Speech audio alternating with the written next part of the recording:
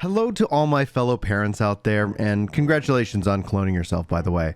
But you've clicked on this video for a reason, and thank you so much for doing so. Now in this video, we're going to explore, is Diablo Immortal safe for kids, and give you all the information that you need to know about this game to make the best decision possible. And hello, by the way, my name is Brian, and I'm a dad of 5 kids, and we all love to play video games. But every family's different, and I'm not here to tell you how to do your job, just to give you the information and the best information possible to share some of my thoughts on the subject. Now, if you feel like this video earns it, be sure to hit that like button and check out maybe some of my other videos to feel like if you need some positive video game coverage in your YouTube feed. But let's get out of this intro and into the core reason why you're here, and that is Diablo Immortal safe for kids? Now, the first thing I want to touch on is the ESRB rating. To be clear, the ESRB isn't here for you or for me. They're here to protect the industry. So I want to break down what they're saying and what it all means and what you can expect to find in the game.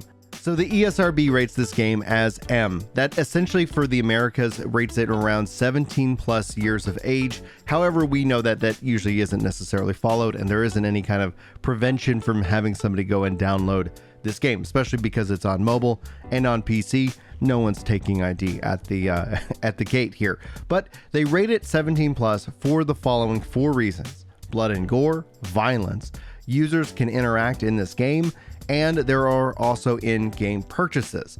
And like I said, they aren't here for us. This isn't detailed enough to get a good picture of what this all means. Now, personally speaking, blood and gore and violence, everybody's going to have a different kind of level of what is tolerable based off of your age range of your kids. So I'm not necessarily going to touch on that. If you've ever played a Diablo game before, monsters leave pools of blood, you're fighting demons and monsters and things like that. And at the end of the day, it is what it is. So they go into, and here is their summary, and then we're going to break it down. This is an action role-playing game in which players explore nightmarish realms where defending the mortal realm from invasion. From a top-down perspective, players explore jungles, caverns, and dungeons while using magic and melee weapons, axes, swords, and hammers to kill various enemies: humans, cultists, undead warriors, demons, etc.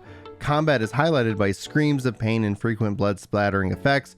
Creatures' enemies often explode into chunks while being defeated. Several environments depict dismembered and mutilated bodies, hanging torsos, humans on crosses, chained corpses, and impaled body parts.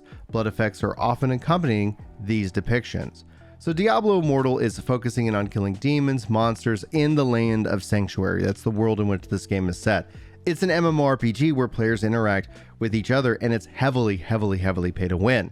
Now, pay to win is an overused phrase in gaming, but Diablo Immortal takes it to the next level and lets player versus player modes where you're going to feel pressured to spend money. And this is really where pay to win can be dangerous. The feeling that if you don't spend money, then you're doing it wrong, you're falling behind, and other people are going to have a monetary advantage over you. And basically, it's not necessarily a really good feeling. If you can avoid that aspect, generally speaking, you're going to enjoy a lot of different video games, but not everybody has that ability to kind of resist that extra pressure. And so that's what that is. The trick with this game, though, is it doesn't actually open up the methods to get you to pay until you've already invested a lot of your time in the game itself. And that actually is a really ingenious psychological trick that the game uses to implore, well, I've already spent this much time into it, what's the harm in paying them $1 or $5? Now, spending money in a video game, I don't have any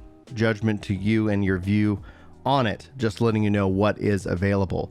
So when it comes down to my thoughts about Diablo Immortal and is it safe for kids, personally speaking, my kids are 8 and under, and so this is definitely not a game up their alley. Is it safe for a version of me that's an adult? Yes, absolutely. I'm not generally tempted into spending money, but what I do find to be concerning is that if you don't have an understanding of how to manage money, these kind of games can be like a kind of a sinkhole. It can help train your brain into thinking that it's, what is $1? What is $5?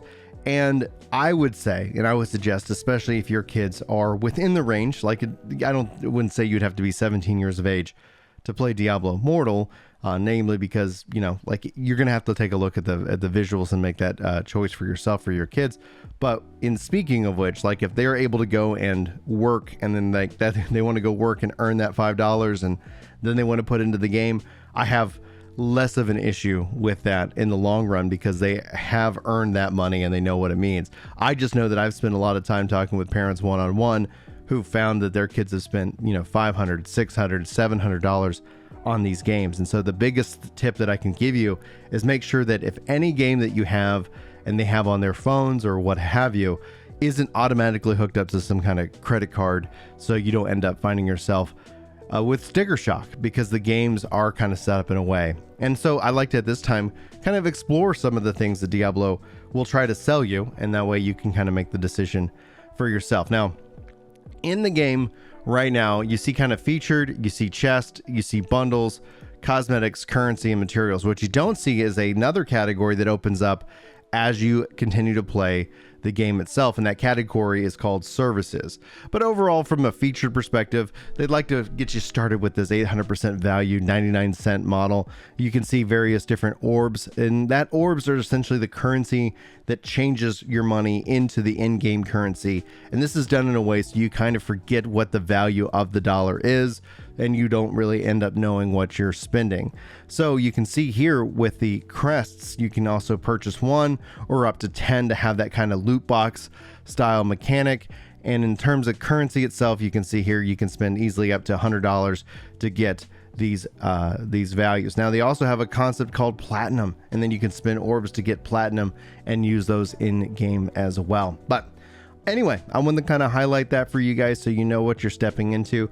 Don't have your game hooked up to your credit card if you're going to let your kids play, because it's incredibly easy to spend money. They're not going to make it hard, and they're going to want to give you plenty of reasons to go and spend money in the game and the world itself. But hopefully you found this video valuable. Hopefully you got something good from it.